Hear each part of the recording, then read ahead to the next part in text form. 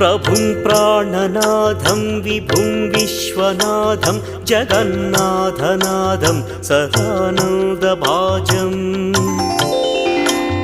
भवद्भव्यभूतेश्वरं भूतनाथं शिवं शङ्करं शम्भुमीशानमीडे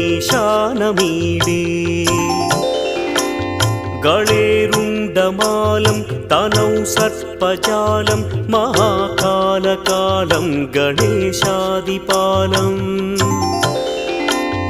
जटाजूटगङ्गोत्तरं गैर्विशिष्यं शिवं शङ्करं शम्भुमीशानमीडे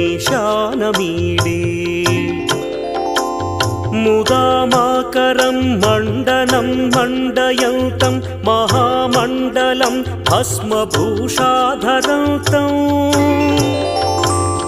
अनादिं ह्यपारं महामोहमा